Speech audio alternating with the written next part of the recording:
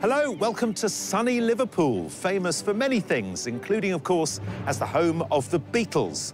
And no, you're not having a fever dream. I am standing in front of a giant pink inflatable octopus. Yes, it's the show that puts the art in McCartney. Welcome to a brand new episode of Landscape Artist of the Year. In this year's search for Britain's chart-topping landscape artist, 2,000 applied, with just 48 selected to take the stage across 6 epic heats. As landscape mania has swept the nation, our artists have had to cope with everything from mind-blowing vistas to scorching temperatures. I think I might just go and jump in the river because I am fading fast. Along with the inevitable summer downpour. We arrived and the heavens opened, there was thunder and lightning.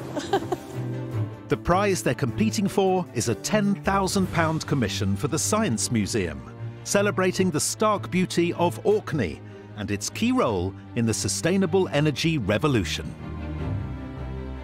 As ever, it's our 3 eminent judges the artists need to impress: Kate Bryan, Taishan Schierenberg and Kathleen Soriano. Well, this is looking lovely, so I'll just take that. And no festival of art is complete without a support act, the Landscape Artist Wildcards. There's an ice cream truck over there as well. No, I want to go in as far as this. No, but I mean to get an ice cream, not to paint. Oh, yeah.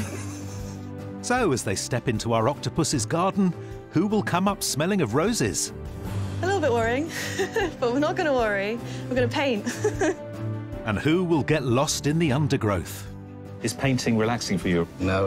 Right. It's absolute pain. I want to leave you to... Suffer. To suffer.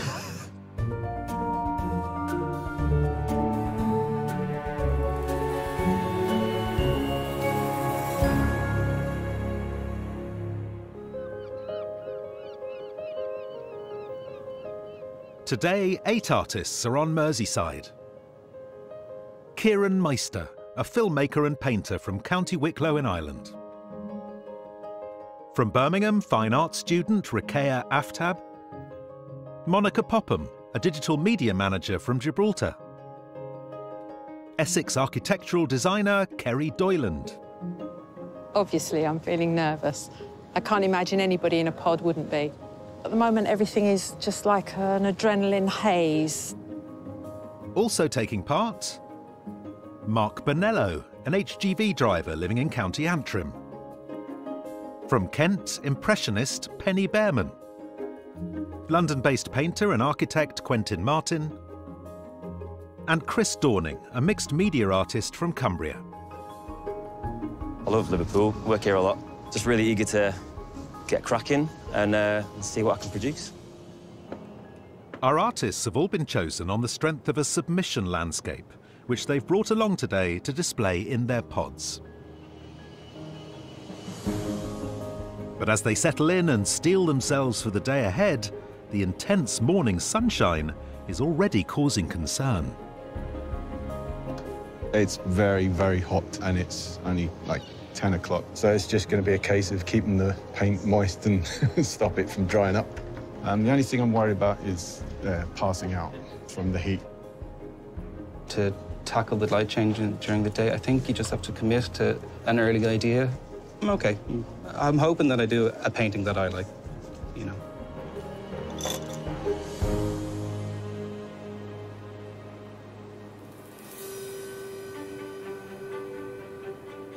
Artists, you don't have 8 days a week. You have 4 hours to complete your landscapes. Don't let me down.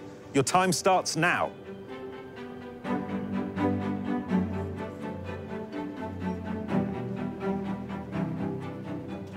Beneath a perfect blue sky, our artists find themselves confronted by the imposing edifices of Liverpool's famous 3 Graces.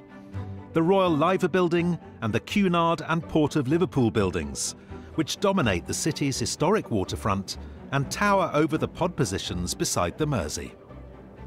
But it's not just intricate architecture and dazzling sunshine that could make suckers of our artists today. Just got here and there's a huge octopus in the way, and I don't want to paint it at all.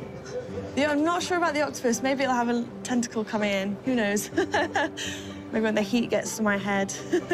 The thing I'm concerned about with this magnificent view is that I don't think I'm going to fit all of it in the canvas. And whether I can really cope with a pink octopus, I'm not so sure.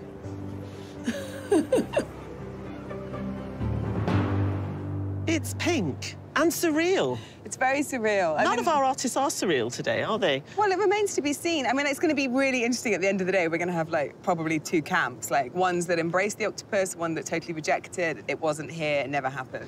And, you know, people tend to think that urban architecture would be all very, very grey, but there's so much colour here. Yeah. As well as the octopus, but you've got the wonderful blue sky, the tones in the grey, and the shadows are doing wonderful things on the buildings. Well, I think actually probably their biggest challenge is going to be editing.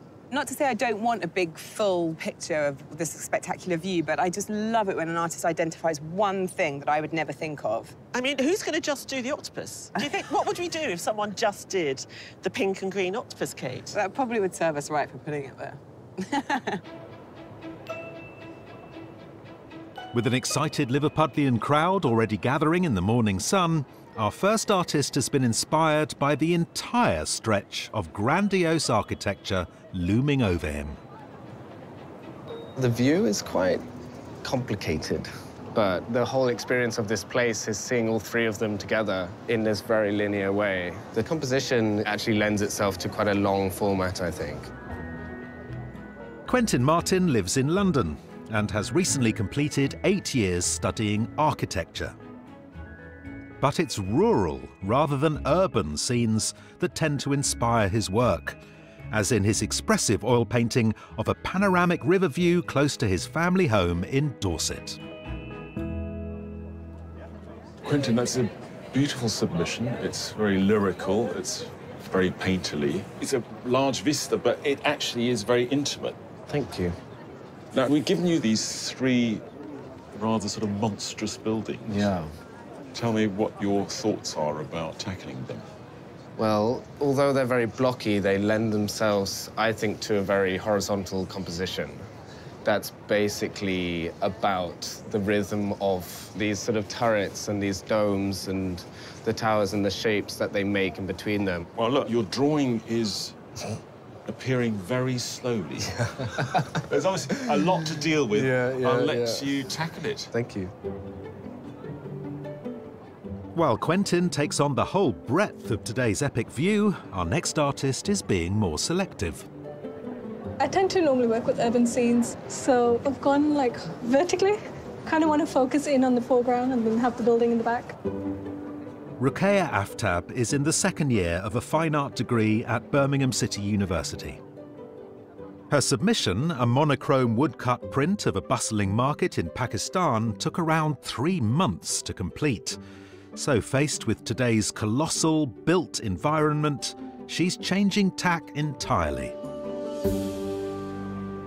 Ruqayya, you gave us this wonderful engraving, and we were taken with its sort of incredible sort of long view and the intensity of activity going on. But you're not doing engraving today. What made you make that decision? Mainly because it takes a really long time. Could do more with painting. And is painting something that you're as comfortable with as you are with engraving? Yeah, I tend to do painting a lot more. OK. And I see you've got a very, very particular crop that you've taken. Is this going to be what you're going to produce? But I can see you've got another board there. Bigger version, yeah. Well, this is looking lovely, so I'll just take that. No, there you go. Just along Liverpool's waterfront, another group of artists is getting their easels ready for a creative contest. Our 50 wonderful wildcards. This is actually my first time painting outside. I suppose anything could go wrong, really, but I'm trying to think positive. I got an F for my GCSE art, and after that, I never touched art again. In the lockdown, a friend of mine gave me an easel, and once I got that first brushstroke on, I was absolutely hooked. It changed my life completely. There's a bit of a camaraderie kind of feel. There's no kind of competitiveness that I felt yet, anyway. It's great to be kind of around everybody that just loves art as much as I do. One of today's wildcards will win the chance of a place in the pods in the semi-final. Tell me why you're painting the ferry building when there's some of the most beautiful architecture in the country to your right. I'm going to do the contrast of the Liver building there, you see. Oh, you've got the live building in the corner, yeah. Just there. Right.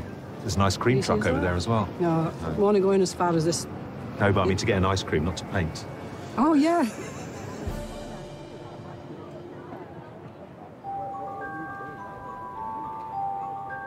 While our wildcards keep their cool, our next artist is turning up the heat with his bold and vibrant choice of colour.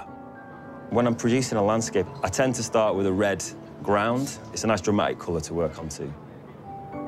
Chris Dorning is a professional mural artist.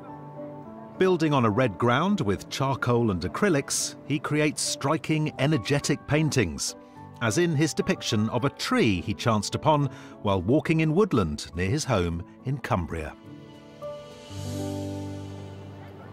Chris, we've got a beautiful blue sky day. You've Yes. got the green of the trees, Yes. the pink of Ollie the octopus, Mm-hmm. but you've got this incredible red ground. What is it about the red? What does that do for you? I just love how the red will come through. Okay. And I like seeing how it does that. I'm putting it in the right place, but it glows, and I like seeing the tiny little hues just pop through the gaps too.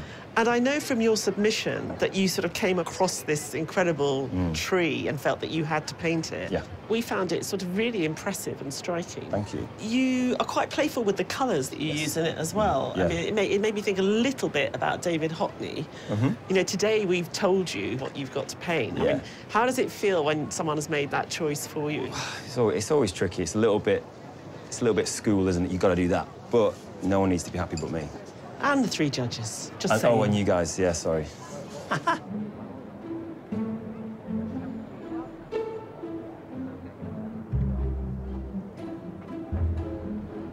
When I create a landscape, I tend to zoom in into the areas that I find interesting, which normally involves shadows and light and colourful areas of the scene. So I've chosen to focus on, I don't know the name of the building, that one. Born and raised in Gibraltar, Monica Popham is captivated by everyday urban landscapes.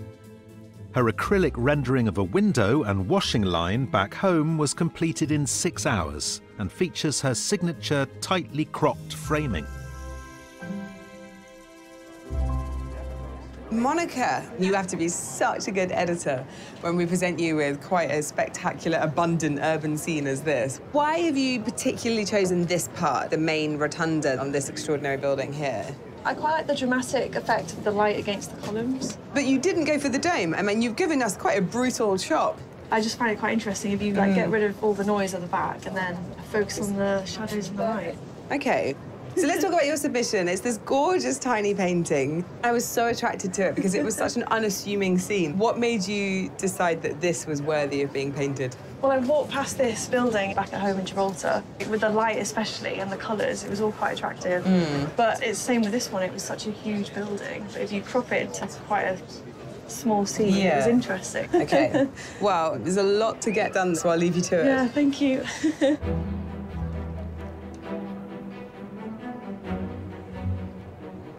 With an hour in Liverpool already gone, it's our artists' last chance to set their compositions. At the moment, I'm maybe thinking that my perspective might be a tiny bit flat. That's why I've introduced the big tail end of the museum. It's got all these angles that will hopefully lead the eye down the road. Definitely worried about the composition. Background I'm quite solid on the building, but the foreground I feel it could change completely. Still 50-50 about the octopus. I think the long composition was a good idea. But the thing that could go wrong is the architecture doesn't read as being accurate. If you don't recognize it as the three graces, that'd be terrible.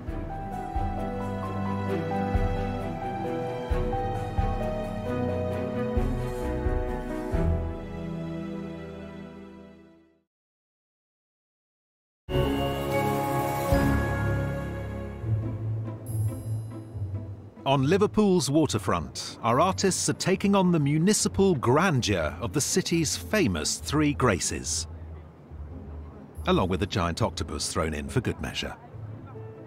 But refusing to be distracted by the pink inflatable or its growing fan club, our next competitor is seeking inspiration elsewhere. Usually I would find a niche that's quite interesting, so I kind of like this juxtaposition between the modern building here and the older building on the left. So, yeah, it's all good. HGV driver Mark Bonello previously took part in Landscape Artist of the Year at Compton Verney in Warwickshire. Drawn to overlooked urban scenes, his submission is a view from his lorry while stuck in a traffic jam in Birkenhead, just a stone's throw from today's pods. Mark, lovely submission. It's light, it's very evocative, but it's also a view that one wouldn't really normally see. It's sort of just the edge of a motorway. Yeah, that's exactly right. It's something that you would just pass by, and I'm intrigued by the things that you would just pass by. Now, today we're stuck in front of 3 colossal buildings. Yeah, so it's about narrowing it down to a focal point that sort of really interested me, and then I kind of saw this view here where you've got the juxtaposition between the modern and the old. Oh, yeah. Now, you've done a little sketch. Yeah. So you've worked out your composition. I mean, the sketch looks very promising, so I'll let you crack on. Thank you.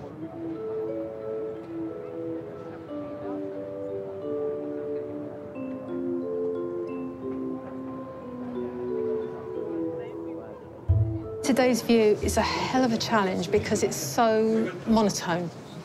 Apart from the obvious big pink octopus on the scene, I love colour, so I'll get as much colour into those grey, creamy white buildings as I possibly can.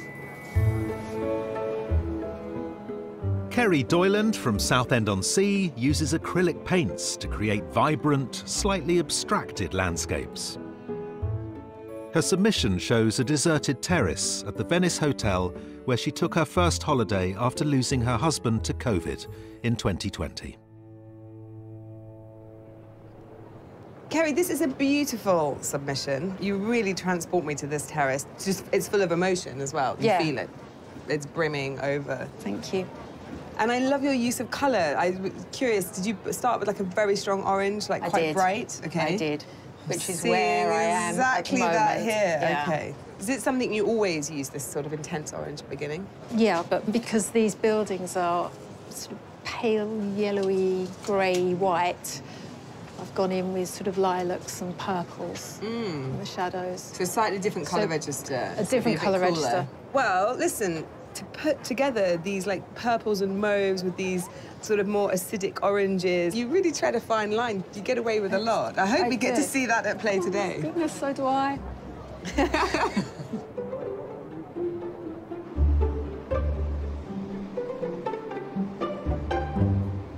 Help, it's hot. Hey.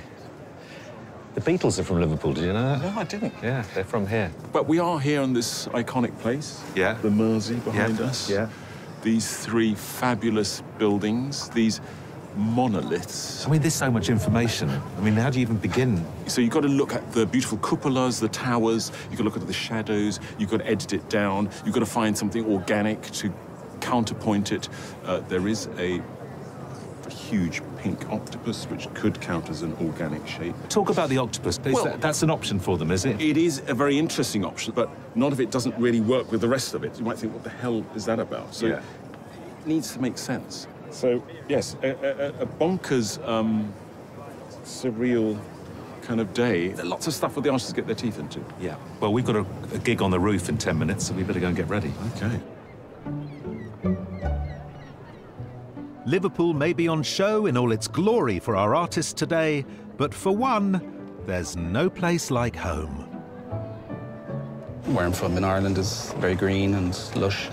That building is very scary and imposing. It's like something out of a Batman film. So a bit of foliage in the front. It's a bit more meeting. An experienced portrait artist, Kieran Meister has recently begun to turn his hand to landscapes. He's developed a style using broad vertical strokes that he builds up in layers, employed in his arresting portrayal of a misty valley in his native County Wicklow. Kieran, you were clearly not going to just focus in on the pure architecture. No, I don't think so. I don't know if I have the ability to capture the structure itself. What do you normally paint? Definitely rural. But I think you've made such an intelligent choice. I mean, what you've done is really emphasise the fact that there are a lot of trees there and they're beautiful and they've been planted to offset the architecture. So tell me about your submission. It's here. It's absolutely gorgeous. I love the fact that it's almost like a tapestry. Yeah, it's something I've been working on where I've just been working in verticals, so like trying to find the colours and then build on top of that. Well, I can see your vision. And what I like so far is it's really capturing the intensity of today. Cool, thank you. From an artist doing his best to avoid Liverpool's three graces, to one tackling them warts and all. To try and make them look a bit hardcore is much more important than making them look pretty. I'm thinking about the history of the place and the mood, not just the bricks and mortar. Impressionist Penny Behrman specialises in atmospheric textural landscapes, built up in thick layers of oils with a brush and palette knife, as seen in her submission of Marshland near her hometown of Deal in Kent. Morning, Penny. Good morning. What made you decide to include all three of the wonderful buildings that we have here? It all looks really heavy, and I really want to get something in about Liverpool's past and the colonial history element. It's quite a loaded history here It in is Liverpool. very loaded. But here you've got something that's very sort of light and joyful. I'm trying to be cheerful at the beginning because it won't last. So one of the things we really loved about your submission was that sort of broadness and openness. You've got that very dramatic cloudscape that you caught. I mean, what's giving you the drama here today? I think city architecture seems to be about grandeur and showing off, making people feel quite small down here. Yeah. So the drama is in the weight of it, I think. Well, it's got a lovely tension to it already, so you're on the right lines, Penny. Hopefully. Yeah. Along the waterfront, our wildcards, free from the confines of a pod, are revelling in the full 360-degree view. So I've chosen to paint the view overlooking where the ferry is collecting the people. Earlier today, actually, there was a beautiful kind of reflection coming down from this long, like turrety thing, if you like. I've painted the view of the dock, is it? I was very close to painting the octopus, but my husband encouraged me to paint this view, so yeah. So, Michael, you're painting the ferry terminal. Yeah. Who have you got with you, Michael? This is Jan. You're busy. What are you doing? Making dog bandanas and bow ties.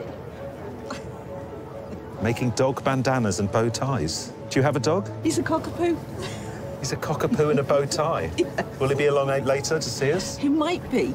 Right. He's probably got an appointment with his tailor. Well, you know, these things happen.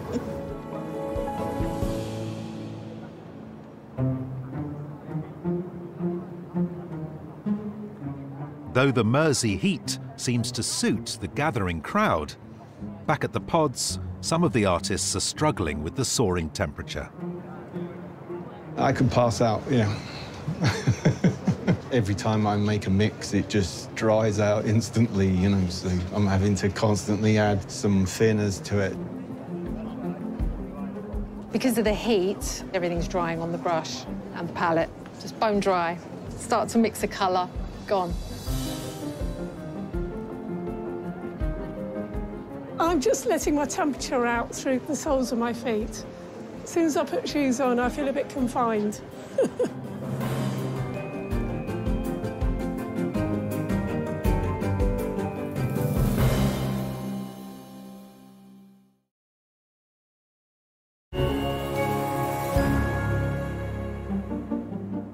On Merseyside, our artists are depicting Liverpool's famous three graces in their own landscape works of art. But capturing the architectural detail of the imposing vista is causing problems. So the composition is long format. I've blocked in all the major areas of tone, but I don't know, there's part of me is thinking, oh my God, am I going to be able to get all the relevant information in? Because I've cropped the top and I've cropped the bottom. Something about it just doesn't look right. I think it might be the perspective. A bit nervous. I thought I'd be further on than I am, to be honest. For Kerry, though, it's not only the buildings that have her fishing around for the right composition. Because the octopus was provided for us, I thought, well, maybe we're being encouraged to include a little bit of something cheesy today. So I'm painting in the Fab Four. George, Paul, Ringo and John. It's our own Fab 3 the artists need to impress. So, at the halfway point of the competition, who do they think is hitting the right notes? So our artists today seem to fall into two camps, faced with this epic view. They're either giving us it all, or they're zooming in. Quentin's giving us a big vista. It's this lovely sweep that he's given us, and he's approaching these buildings in a really interesting way. I get a feel with Quentin, at the moment, he's giving us an architectural study, and I'm missing that sort of wristy painterliness. But I'm hoping, as it goes forward, that we'll get a bit more of the sort of interpretation, actually. Rakei is a young artist. I sense a bit of tentativeness there. Yeah, with Rakei, it's difficult to see where her work is going because we only know her monochrome work. Yeah, I mean, I think Rakei was one of the artists today that made a quick editorial decision. There's too much there for me. I'm just going to focus on this slice. And I'm worried it's too conventional. It's so interesting seeing what clearly interests each artist. And Mark is a good example of that. You know, he's found this juxtaposition of the modern museum, Liverpool, and one of the three graces. I think Mark's interesting. You know, we're all staring in this direction. What about this here? This is important. This is interesting. He's got a palette that he's familiar with, and he's kept it small. He seems very relaxed. I've got a confidence in him. Kerry's giving us some wonderful colour to a view that is essentially grey. And I think she's one of a couple of artists that have gone for this very strong background colour. The register she's chosen today is quite harsh. I think she's going to solve all of that, though. The thing that I don't know how well she'll be able to resolve is this Beatles business, putting in the bronze of the 4 Beatles. Very dangerous territory. Kieran has found a verdant landscape in one of the least verdant places we've ever been. Yeah, Kieran's basically pushed all the architecture out of the way. Out, out, get out of my way. I want to get to the green stuff. Kieran's work early on had that very sort of vertical, tentative touch, and he's lost that vibrancy. So we really need to go back then and find those subtleties. Penny's giving us a very sort of impressionistic view. I find Penny, of all the artists, is actually giving me an experience of today. The heat, there's light bouncing around her painting. The other thing I really like is the transparency of the paint. And you look at her submission, it's really heavy and dark and textured. So I'm nervous that that's what she's going to do with the second half of the day. Monica's really zoomed in, hasn't she? Yeah, because she's gone for that cupola. And it's wonderful in the way it's been enlarged and the level of detail. She is one of those artists who goes, OK, I want to paint about this. Where can I find it today? And that's what she's done. I don't know that it gives me a sense of Liverpool today, but it's a great bit of painting. Chris is working at a phenomenal rate. I think with Chris, what is interesting, because he's working on a red ground with black, his painting is looking like a graphic novel. And of all of them trying to paint the octopus, his makes sense. Yeah. Somehow it works within the narrative he's built up. But yeah, at the end of the painting, are we going to feel like this belongs in a book as opposed to in a gallery? Well, there we go. When we told them they were painting Liverpool, I mean, who would have expected a neon pink octopus? That's part of the charm, isn't it? We sort of raise the bar every single time. Today, a giant inflatable octopus. Tomorrow, who knows?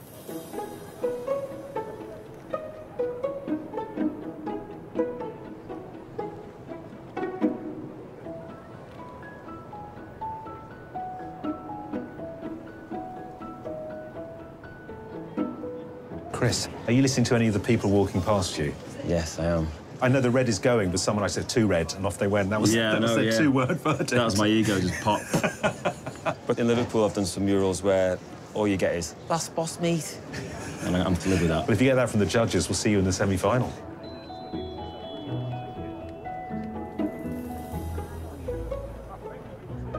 Rakei, you put one solitary figure in. You know, we often go to populated scenes, and so, you know, there are people in it. Why did you choose just one person? At the moment, it's just one. Like, if it was up to me, if I had a lot of time, I'd have, like, hundreds of people in there. Oh, interesting. Well, I'm curious, is this lone visitor in your painting going to have any friends by the end of the day? Known collectively as the Three Graces, after the Greek goddesses of charm, beauty and creativity, the Royal Liver, Cunard and Port of Liverpool buildings have been the stars of Liverpool's waterfront since the early 20th century. The three pierhead buildings were built on the site of the former George's Dock. These buildings were quite forward-looking for their time. They were all designed to be quite showy, but to be individual as well.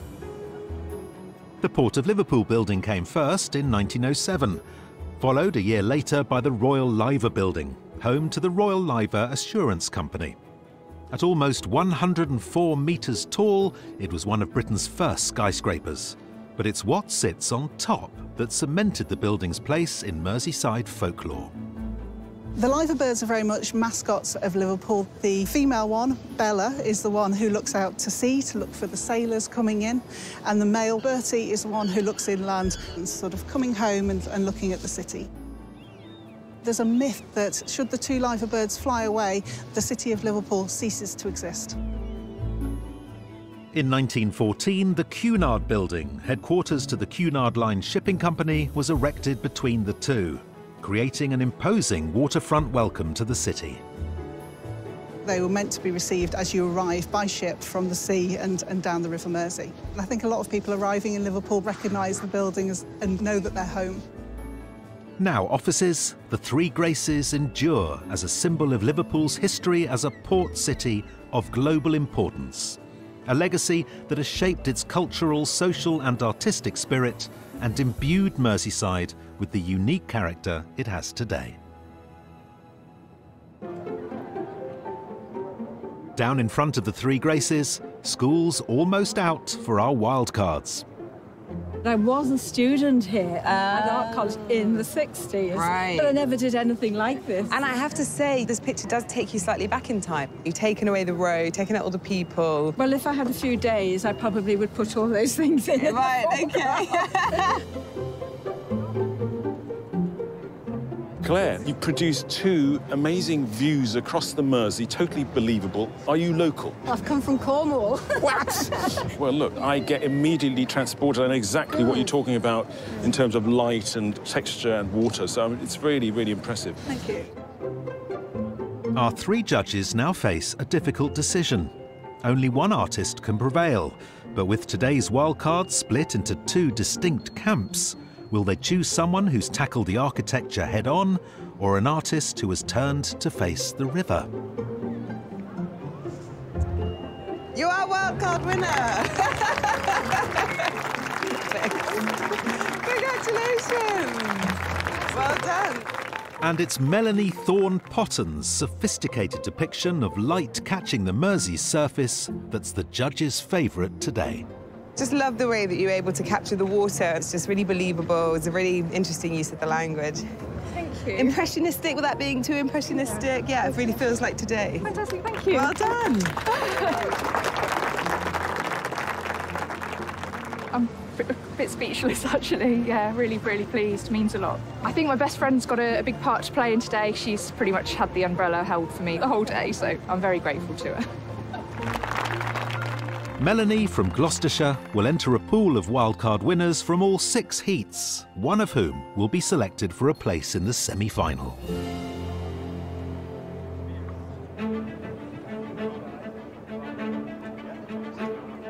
Back at the pods, our artists are into their 4th and final hour. Got a nice mixture of the old and the new together. I am a fading fast. I am so hot. Yeah, I might just go and jump in the river because I am wilting.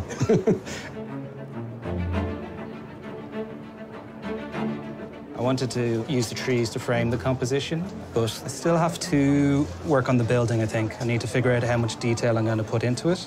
I don't want to overwork it. That's one thing I'm worried about.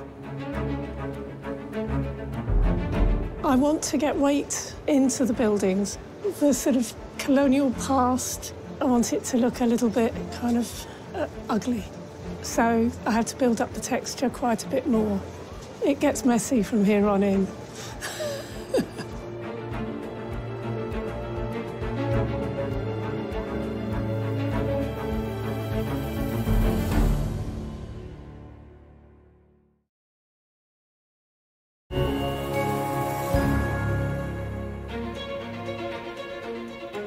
In our octopus's garden on Liverpool's waterfront, our artists are into the final stages of the day's painting. And the changing weather is still keeping them on their toes. Quentin, never let it be said that you don't respond to the conditions. The sky is just clouded over a little bit and vroomf. Yeah, no, I just wasn't particularly happy with the way the blue was sitting. Why? It was a bit kind of yucky. This is giving it a different edge. After standing back, I've realised that the bottom part of the canvas hasn't got enough detail. But we're not going to worry. We're going to paint. So the red's mostly left where my brush can't get to. If I'm honest, my main concern might be that it's a bit dark, but it's Liverpool. It's not always Venice. Artists, here comes the sun and the last 5 minutes of the competition. You have 5 minutes left. I'm just thinking about if I should include a figure or not, another one, or get rid of that one completely. But I feel like I should stop painting now. I'm putting on a lot of paint, trying to make it about something other than just what you see. I'm not sure I'm succeeding. It might be too subtle. I'm happy enough with the painting, so maybe I should just step back and let it be. Yeah, the Beatles bun for you there. I'm nearly finished. Like, literally finished.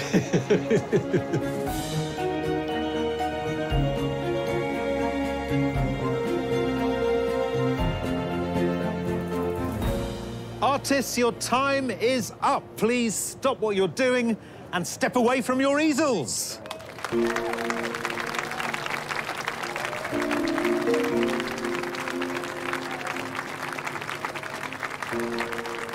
I've been really good. It was a lovely day, but I think the judges will think that I've dropped acid this morning before I started because of how colourful it is. Just one of our 8 artists can make it to the semi-final. So while they take a break, the judges begin by narrowing the selection down to a short list of 3. You know, I think Olive the Octopus has got a lot to answer for. I think the pink has infected nearly every single one of these paintings. I also think that today we had artists that, you know, they had to make an editorial decision and stick to it. I love the landscape format that Quentin's used and the fact that he went for all 3 buildings. I thought that it was more dramatic before he put the sky in, but I love the treatment of the building. I mean, this view, there's so much detail, and he's found a shorthand to produce a very convincing sense of space and where we are.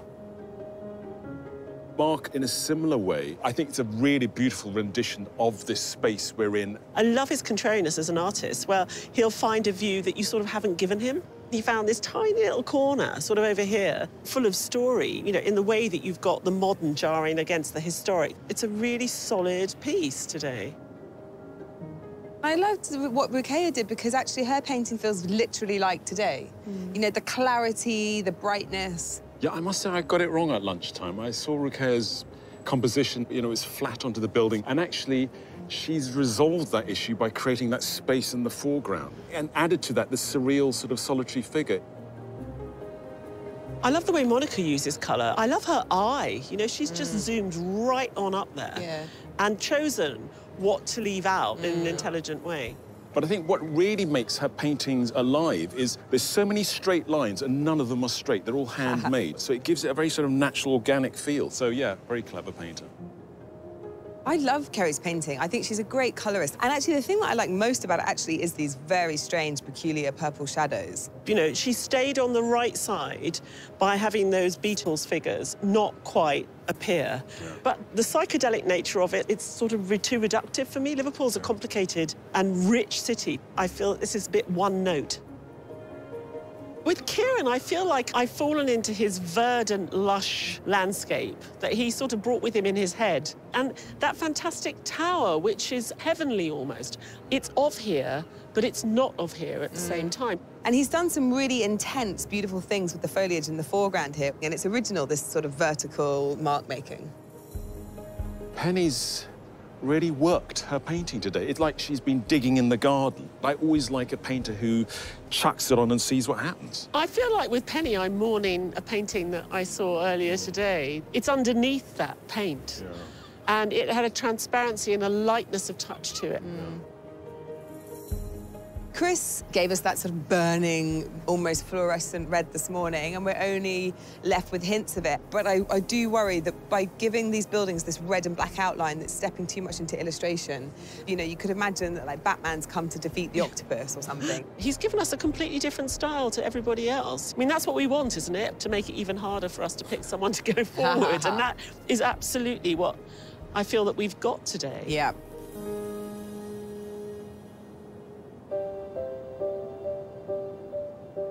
Artists, you've all been amazing today. Thank you so much. But the time has come to reveal which 3 artists the judges have chosen for their shortlist. The first artist is Quentin Martin.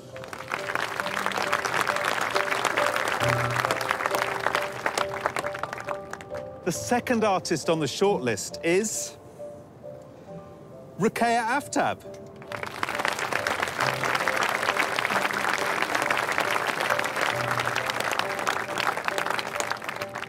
And the third artist is Monica Popham.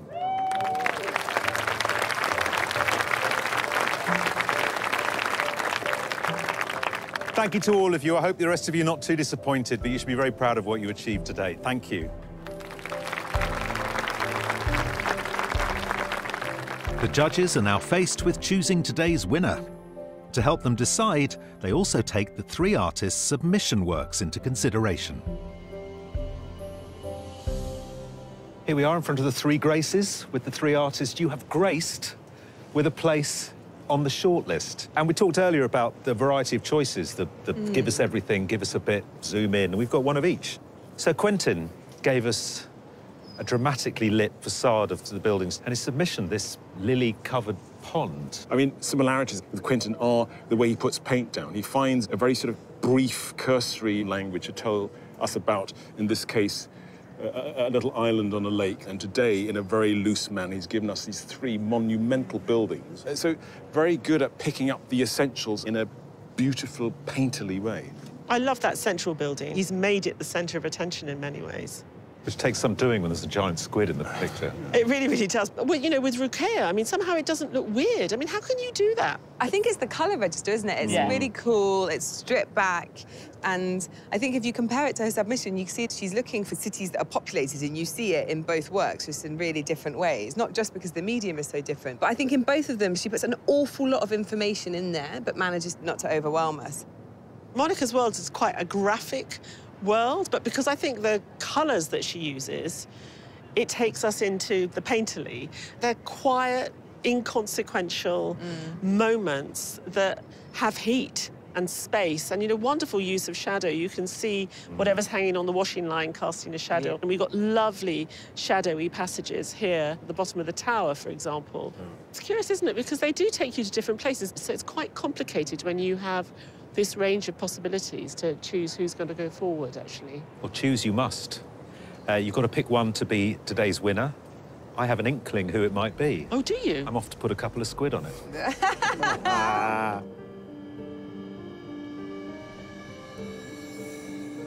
Quentin, Ruqayyah, Monica. To get to this point is a win in itself, but only one of you can go through to the semi-final. The artist the judges have selected is